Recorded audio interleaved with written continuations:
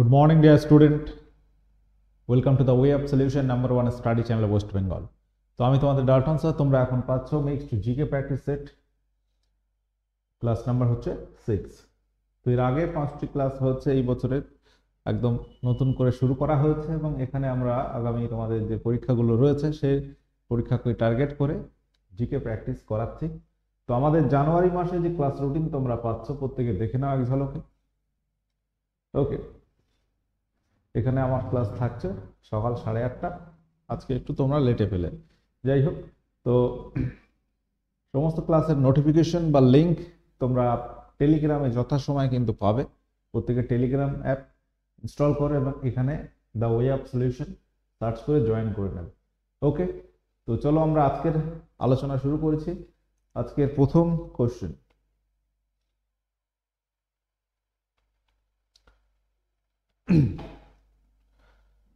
তো প্রত্যেকের সেশনটি লাইক করো, শেয়ার করো। প্রথমেই লাইক শেয়ার করে দাও এবং শেষ পর্যন্ত কানেক্ট থাকো। প্রশ্ন এবং তার সঙ্গে যে ডিসকাশন হবে সেটা কিন্তু তোমাদের কাজে লাগবে। কোন ধাতু দ্বারা লোহার গ্যালভানাইজেশন করা হয়? খুব ইম্পর্টেন্ট কোশ্চেন। এই কোশ্চেনগুলো আমরা কিন্তু করাচ্ছি যেগুলো পরীক্ষার জন্যই। মনে রাখবে দস্তা। গ্যালভানাইজেশন বলতে কি বোঝানো হচ্ছে সেটা আগে বলো। গ্যালভানাইজেশন বলতে লোহার উপর দস্তার প্রলেপ, সেটাকে গ্যালভানাইজেশন বলা হয়। অর্থাৎ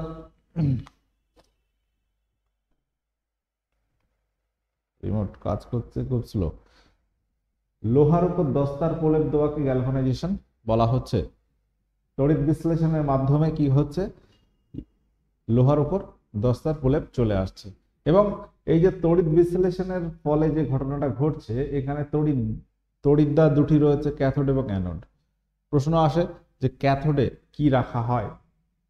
ক্যাথোডে রাখা হবে লোহাকে, ঠিক আছে, এবং দস্তার সঙ্গে আরো কি পদার্থ থাকবে সেটা গলিত হয়ে বা বিশ্লেষিত হয়ে লোহার উপরে জমা হবে। পরবর্তী প্রশ্ন, শূন্য গ্রুপে অবস্থিত মৌলকে কি বলা হয়? খুব ইম্পর্টেন্ট কোশ্চেন আগামী পরীক্ষাগুলোর জন্য। শূন্য গ্রুপে অবস্থিত মৌলগুলিকে কি বলা হয়? ক্ষার ধাতু, সন্ধিগত মৌল, নিষ্ক্রিয় মৌল, এগুলি কোনটি নয়। তো সঠিক উত্তর কি হবে? শূন্য গ্রুপে অবস্থিত মৌলগুলিকে আমরা নিষ্ক্রিয় মৌল বলবো। অপশন সি কারেক্ট উত্তর হয়ে যাবে, অপশন সি। তো এখানে যে বিষয়টা মনে রাখতে হবে, শূন্য গ্রুপ বলতে কোন গ্রুপকে বলা হচ্ছে? শূন্য গ্রুপ বলতে দীর্ঘ পর্যায় সারণীর যে দীর্ঘ পর্যায় সারণী আছে,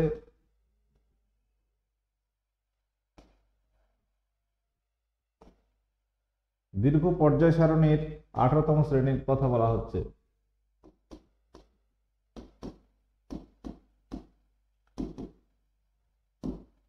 আঠারোতম শ্রেণী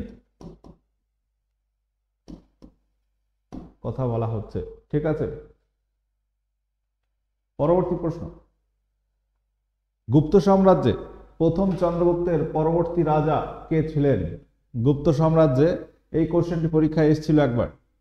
গুপ্ত সাম্রাজ্যে প্রতিষ্ঠাতাকে, গুপ্ত সাম্রাজ্যের প্রতিষ্ঠাতাকে প্রত্যেকে এটা জানো নিশ্চয়, শ্রীগুপ্ত। শ্রীগুপ্ত গুপ্ত সাম্রাজ্যের হচ্ছে প্রতিষ্ঠাতা। তো তারপর তোমার প্রথম ঘটোৎকচ গুপ্ত, তারপর প্রথম চন্দ্রগুপ্ত আছে।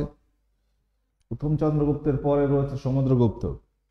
সমুদ্রগুপ্তের আগে একজন আছে বলে মনে করেছেন ঐতিহাসিকরা, সেটাকে বলা হচ্ছে সমুদ্রগুপ্তের দাদা কচ বলে একজন রাজা ছিলেন।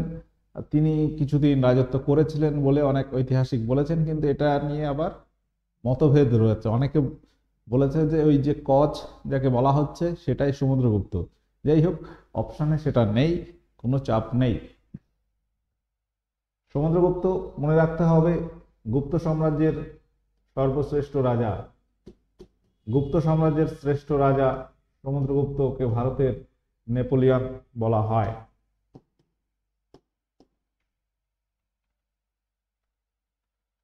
পরবর্তী প্রশ্ন, নায়াগ্রা জলপ্রপাত যেখানে অবস্থিত সেটি হলো কোনটি? Africa, Australia, Brazil, option D America যুক্তরাষ্ট্র ও কানাডার সীমান্তে।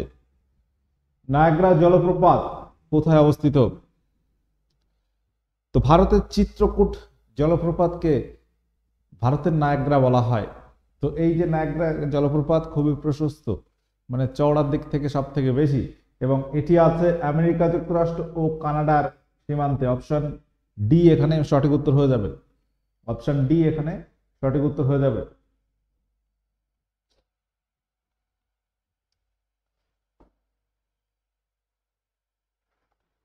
পরবর্তী প্রশ্ন, রাজা রামমোহন রায় প্রতিষ্ঠাতা ছিলেন নিম্নের কোন সমাজের?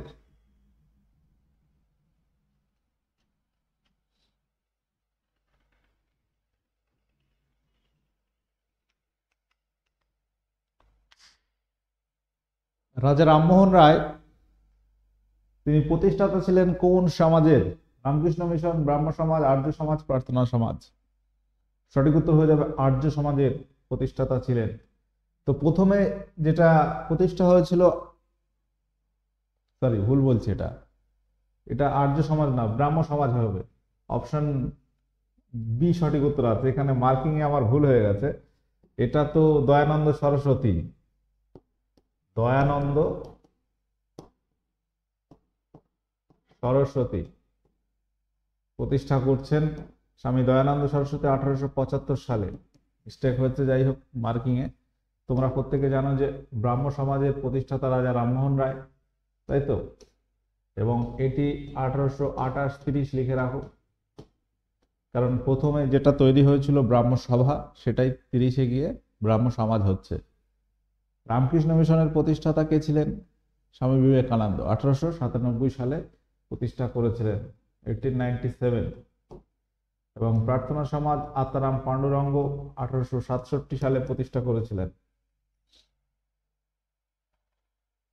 পরবর্তী প্রশ্ন, ভারতের সব থেকে বেশি জনঘনত্ব বিশিষ্ট কেন্দ্রশাসিত অঞ্চল কোনটি?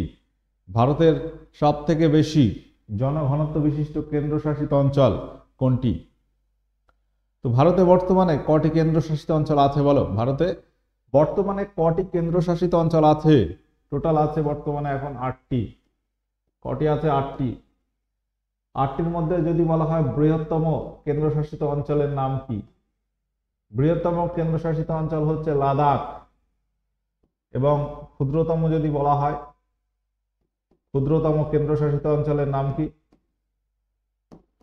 ক্ষুদ্রতম হচ্ছে লাক্ষাদ্বীপ। লাক্ষাদ্বীপ এটা হচ্ছে ক্ষুদ্রতম কেন্দ্রশাসিত অঞ্চল। এবং এখানে যে প্রশ্নটা করা হয়েছে সব থেকে বেশি জনঘনত্ব বিশিষ্ট অঞ্চল হচ্ছে দিল্লি। ভারতবর্ষের রাজধানী তথা দিল্লি একটা কিন্তু কেন্দ্রশাসিত অঞ্চল, যেটা সব থেকে বেশি জনঘনত্ব বিশিষ্ট। যদি রাজ্য এবং কেন্দ্রশাসিত অঞ্চল মিলিয়েও যদি বলা হয় যে সব থেকে বেশি জনঘনত্ব নিম্নের কোন রাজ্য বা কেন্দ্রশাসিত অঞ্চলের, সেটা কিন্তু দিল্লি হবে। কারণ বিহারের যে জনঘনত্ব রাজ্য তালিকায় সব থেকে বেশি, অর্থাৎ রাজ্যের মধ্যে বিহার সব থেকে জনঘনত্বপূর্ণ, তার থেকেও বেশি জনঘনত্ব দিল্লিতে রয়েছে। অপশন ডি তাহলে এখানে মনে রাখবে, সব থেকে জনঘনত্ব বিশিষ্ট। এবং জনঘনত্ব কম যদি বলা হয়, আন্দামান নিকোবর দ্বীপপুঞ্জে জনঘনত্ব কম। পরবর্তী প্রশ্ন,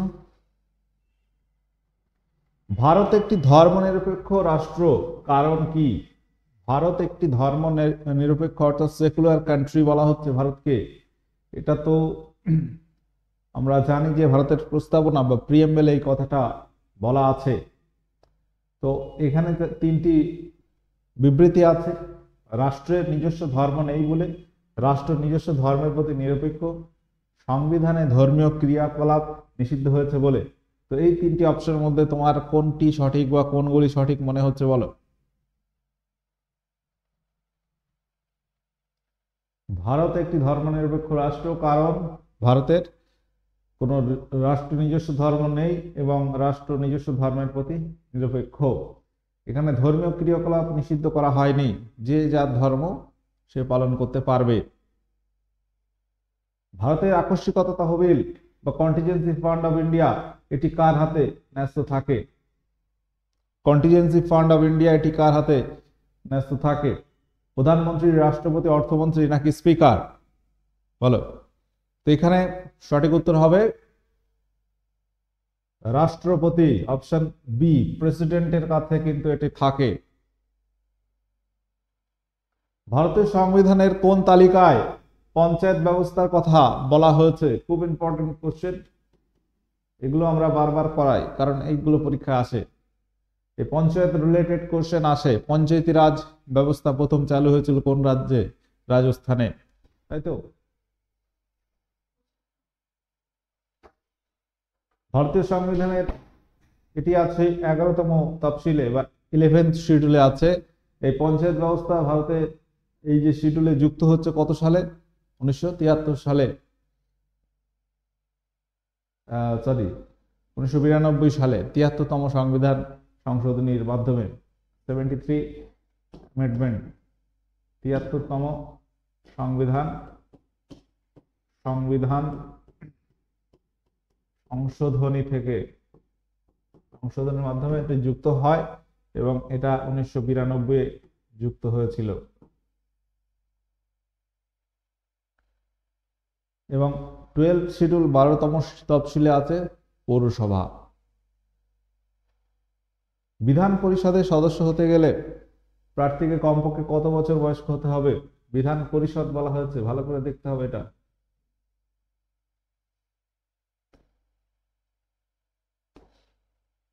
বিধান পরিষদের সদস্য হতে গেলে প্রার্থীকে কমপক্ষে কত বছর বয়স্ক হতে হবে?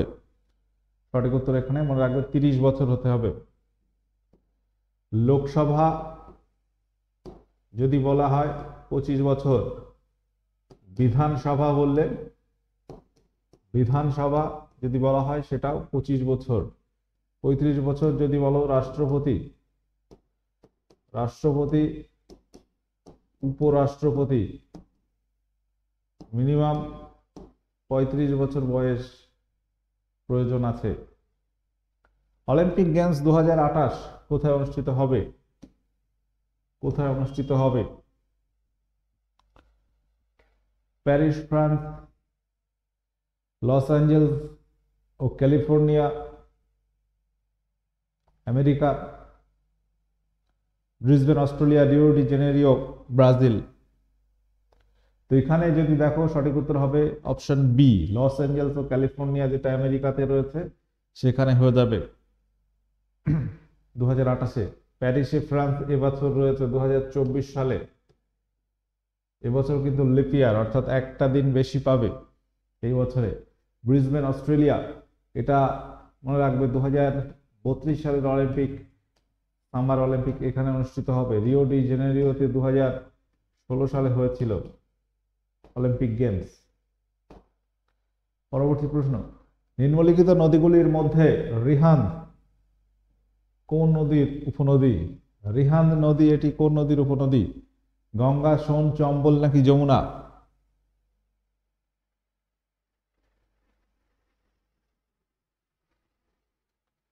তো বলো এখানে সঠিক উত্তর কি হবে?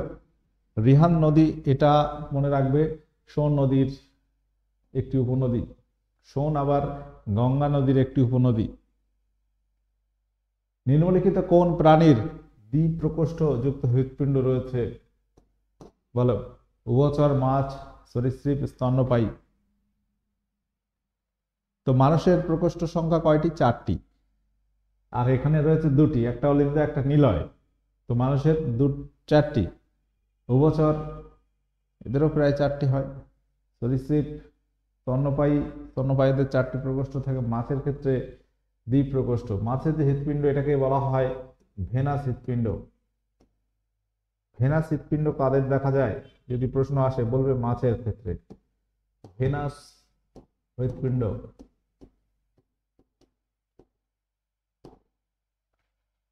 লাল Bahadur Shastri national academy of administration নিম্নের কোথায় অবস্থিত? কোন শহরে এটি আছে? লাল বাহাদুর শাস্ত্রী কে ছিলেন বলতো? ভারতবর্ষের একজন প্রধানমন্ত্রী ছিলেন। এবং তার মৃত্যুটা কিন্তু ভারতের মধ্যে হয়নি, তাসখন্দ সেখানে এক মিটিংয়ে গিয়েছিল এবং সেখানে তিনি মারা যান। তো লাল বাহাদুর শাস্ত্রী এমন একজন প্রধানমন্ত্রী যার মৃত্যু দেশের বাইরে হয়েছিল যদিও। তো এখানে তার নামেই একটা ন্যাশনাল একাডেমি অফ অ্যাডমিনিস্ট্রেশন আছে, সেটি মুসৌরি, অপশন বি এখানে রয়েছে। Central inland fisheries research station এটি কোথায় আছে? কলকাতা, ব্যারাকপুর, চেন্নাই, কটক।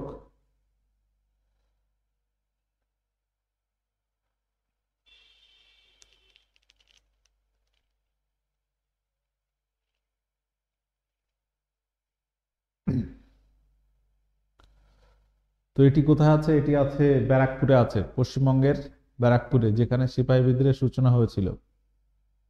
সংবিধানের পার্ট 3 তে কোন বিষয়ের কথা বলা হয়েছে? বলো, পার্ট 3 তে কি বিষয়ে আলোচনা করা হয়েছে? ভারতবর্ষ, তার অঙ্গরাজ্য, নাগরিকত্ব, মৌলিক অধিকার, নির্দেশাত্মক নীতি। তো ভারতবর্ষের যে সংবিধান, সেখানে বর্তমানে পার্ট সংখ্যা কটি আছে? 25টি আছে। 25 পার্ট রয়েছে, তার মধ্যে 3 নম্বর পার্টে আছে কি? 3 নম্বর পার্টে আছে মৌলিক অধিকার। ফার্স্ট পার্টে কি রয়েছে? পার্ট 1-এ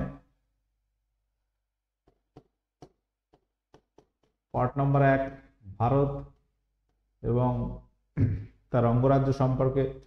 পার্ট 2-তে রয়েছে নাগরিকত্ব। পার্ট 3-তে এটা নির্দেশাত্মক নীতি হচ্ছে পার্ট 4 এখানে আছে। ওকে, পার্ট 4-এ কি রয়েছে? নির্দেশাত্মক নীতি। এবং যদি বলা হয় মৌলিক অধিকার কোন পার্টে রয়েছে? সরি, মৌলিক কর্তব্য। মৌলিক অধিকার পার্ট 3-তে বললাম মৌলিক কর্তব্য, এটি কোন?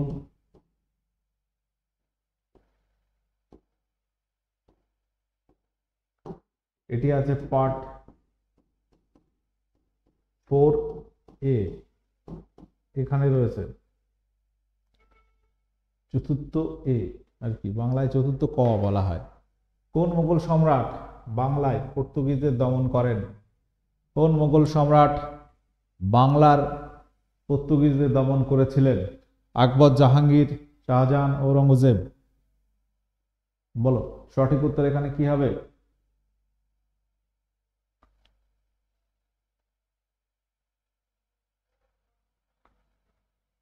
সঠিক উত্তর মনে রাখবে, সম্রাট শাহজাহান। সম্রাট শাহজাহান বাংলায় পর্তুগিজদের দমন করেছিলেন এবং তারপরে কিন্তু পর্তুগিজরা আর মাথা চাড়া দিয়ে উঠতে পারেনি। তো সম্রাট শাহজাহান কে ছিলেন? জাহাঙ্গীর পুত্র। শাহজাহান থেকে প্রশ্ন আসে, তার প্রকৃত নাম কি বলতো? প্রকৃত নাম কি ছিল? খুররম। খুররম, খুররম মানে হচ্ছে পূর্ণচন্দ্র। খুররম শব্দের অর্থ হচ্ছে পূর্ণচন্দ্র।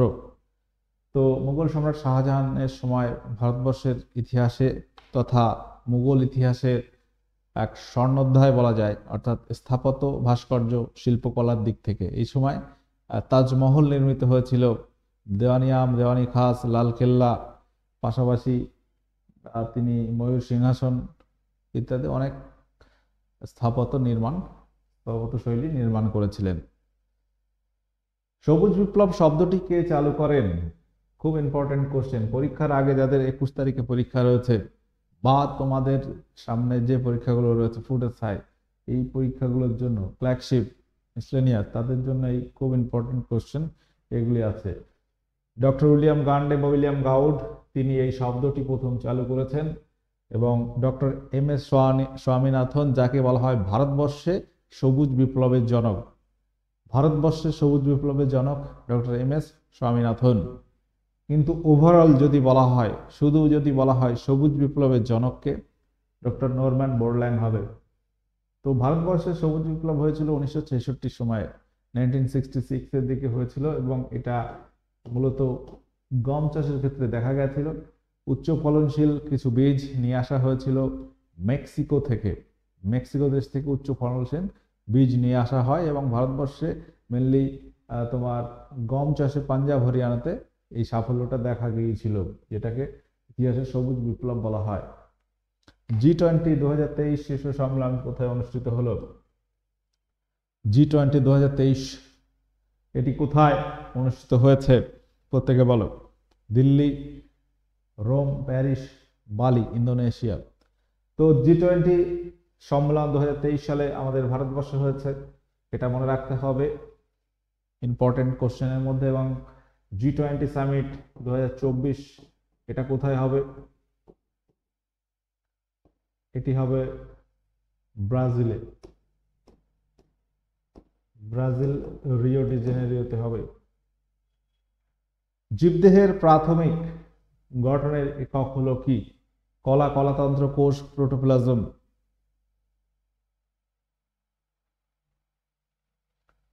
জীবদেহের গঠনমূলক একক কোষকে বলা হবে সেল। তো আমাদের TWS একাডেমি অ্যাপ, সেখানে কিন্তু পরীক্ষা ভিত্তিক ব্যাচ চলছে, ফাউন্ডেশন ব্যাচ আছে WBPKPর জন্য, আবার ব্যাচ আসতে চলেছে ফাউন্ডেশন ব্যাচ, পুলিশের বিজ্ঞপ্তি বার হবে, আবার একটা ফাউন্ডেশন ব্যাচ প্রথম থেকে শুরু হবে। পাশাপাশি SSC GT এটা চলছে, Udyam batch PSC clerkship miscellaneous food এসআইয়ের জন্য চলছে, এবং WBPSC রিলেটেড প্র্যাকটিস ব্যাচ তোমরা পাচ্ছ। এখানে আমাদের ব্যাচে সোম থেকে শনি কিন্তু লাইভ ক্লাস তোমরা পাবে, এমন না যে সব রেকর্ড দিয়ে ছেড়ে দেওয়া হলো। হ্যাঁ, তুমি যদি পরে জয়েন করো, ব্যাচ শুরু হয়ে গেছে অলরেডি, যেগুলো তুমি ওই ব্যাচে যদি ভর্তি হও, আগের ক্লাসগুলো তোমাকে রেকর্ড দেখে নিতে হবে, এবং তারপরে যেগুলো তুমি লাইভ পাচ্ছ, ঠিক আছে? ওই জন্য সবসময় চেষ্টা করতে হয় যে প্রথমে ভর্তি হয়ে যেতে, পরে হলেও অবশ্য ক্লাসগুলো থেকে যাচ্ছে, তুমি দেখতে পাবে। বা তোমার সব দিন সমান তো যায় না, একদিন ক্লাস মিস হলো তুমি রেকর্ড দেখতে পাবে, কোনো চাপ নেই, কোনো রকম অসুবিধা হবে না, ঠিক আছে? তো ফোন নাম্বার হচ্ছে, হেল্পলাইন নাম্বার আছে, সকাল 10টা থেকে সন্ধ্যা 7টার মধ্যে ফোন করে নেবে। অনেকে ফোন করে, অযথা ফোন করার দরকার নেই, যে চেক করে দেখি যে ফোনটা যাচ্ছে কিনা, এই দরকার নেই, ঠিক আছে? ফোন চালু রয়েছে, তোমরা তোমাদের যদি প্রবলেম হয় বা কোনো ব্যাচ সম্পর্কে জিজ্ঞাসা থাকে, ফোন করে জেনে নিতে পারবে। এবং 2024 সালে যে পরীক্ষাগুলো হচ্ছে, এগুলো তোমার মনে করতে হবে জীবনের শেষ পরীক্ষা, এখানেই তোমাকে পাশ করে বেরিয়ে যেতে হবে, অর্থাৎ চাকরি নিয়ে নিতে হবে, ঠিক আছে? আচ্ছা, এবার বলো, কোন বিজ্ঞানী কোষ বিভাজন পর্যবেক্ষণ করেন প্রথম? ঠিক আছে, প্রথম কোষ বিভাজন পর্যবেক্ষণ করেছেন Robert Brown, Walter Fleming, Robert Hooke আর ভার্চাও। তো কোষ কথাটি কিন্তু না, কোষ বিভাজন, এটা মনে রাখবে, সেল ডিভিশন, এটা প্রথম বিজ্ঞানী ওয়াল্টার ফ্লেমিং পর্যবেক্ষণ করেছিলেন। কোন দশায় ক্রোমোজোমগুলি VLIJ আকৃতি ধারণ করে? Prophase, metaphase, telophase, anaphase. কোন দশাতে ক্রোমোজোমগুলো যে শেপ ধারণ করে, ভি আকৃতি, কোন সময় ILJ এই ধরনের শেপ গঠন করছে বা ধারণ করছে, সেটা হচ্ছে অ্যানাফেজ দশা, এটা তৃতীয় দশা। অ্যানাফেজ দশা প্রথমে আসবে প্রোফেজ, তারপর মেটাফেজ, তারপর অ্যানাফেজ, লাস্ট হচ্ছে টেলোফেজ দশা, ঠিক আছে? তো কোষ বিভাজন এই 4টি দশায় সম্পন্ন হয়, মানে এটা তোমার মাইটোটিক দশার এই দশাগুলো থাকে। এছাড়াও টোটাল যে কোষ বিভাজন 24 ঘন্টা লাগে কোষ বিভাজন হতে, তো 23 ঘন্টা থাকে ইন্টারফেজ দশা।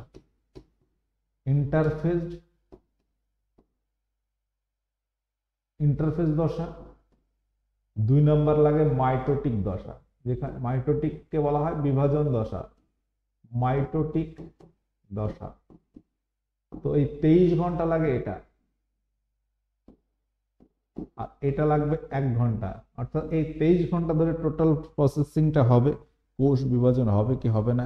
ইন্টারফেজের মধ্যে G1 দশা রয়েছে, G1S সংশ্লেষ দশা, G2 গ্যাপ টু দশা, তার মাঝখানে G1S এর মাঝখানে রয়েছে G0 দশা, যে দশায় যদি কেউ পড়ে যায় সে আর বিভাজিত হবে না, বলা হচ্ছে সেন্ট্রোজোম বিভাজিত হয় না, সেটা অলওয়েজ G0 দশার মধ্যে পড়ে যাচ্ছে, মানে সেন্ট্রোজোম বিভাজন হয় না যে সমস্ত এতে আর কি, কোষের ক্ষেত্রে।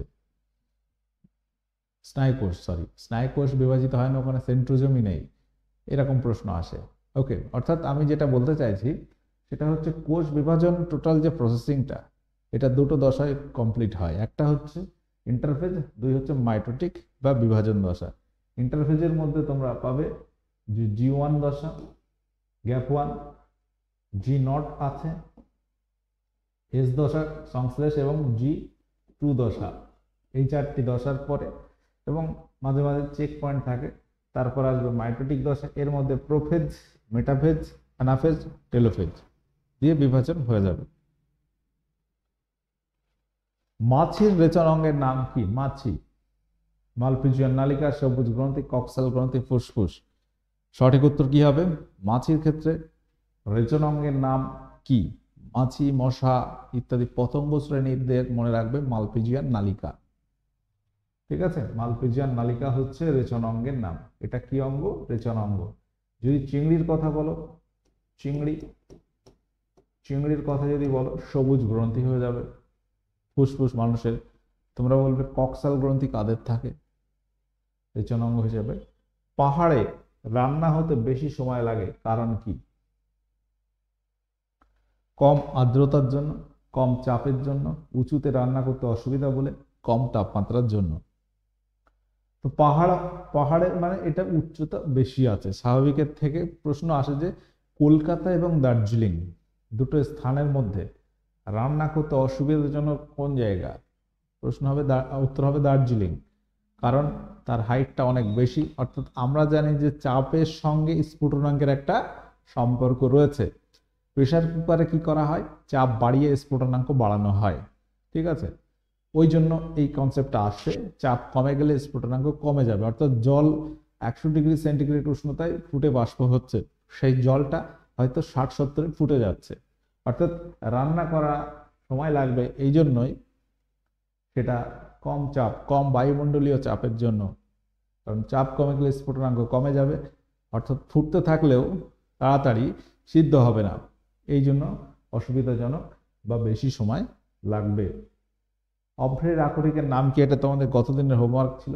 সঠিক উত্তর মনে রাখবে ম্যাস্কোভাইট। হেমাটাইট হচ্ছে লোহার আকরিক, বক্সাইট হচ্ছে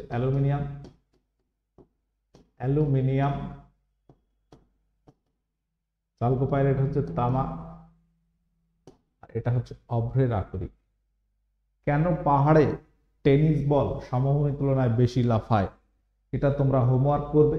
আজকের ক্লাস এখানে আমি এন্ড করছি। প্রত্যেকে যারা কানেক্ট ছিলে অবশ্যই জানিয়ে দাও যে 26 এর মধ্যে তোমার স্কোর কত হচ্ছে। 26 এর মধ্যে তোমার স্কোর কত হলো। কোনো কোশ্চেন যদি বুঝতে অসুবিধা হয় তোমরা কমেন্ট করে জানিয়ে দেবে। ঠিক আছে, এবং আমাদের টেলিগ্রাম এবং আমাদের দুটি চ্যানেলে ক্লাসগুলো পাবে, দ্য ওয়ে অফ সলিউশন প্রথম চ্যানেল এবং দ্বিতীয় চ্যানেল TWS একাডেমি, এবং আমাদের যে অ্যাপ আছে, অ্যাপের নামটাও TWS একাডেমি নামে। ঠিক আছে, এটা তোমরা প্লে স্টোরে পাবে, ডাউনলোড করে রাখো। ফিচার্স যেগুলো আছে দেখতে থাকো এবং অবশ্যই কানেক্ট থাকো সাবস্ক্রাইব করে। কোনো প্রশ্ন থাকলে অবশ্যই বললাম কমেন্ট করে জানাতে হবে, এবং সেশনটি ভালো লাগলে লাইক শেয়ার করে দাও। তো এখানে আজকে ক্লাস এন্ড করছি। ওকে, টাটা, বাই।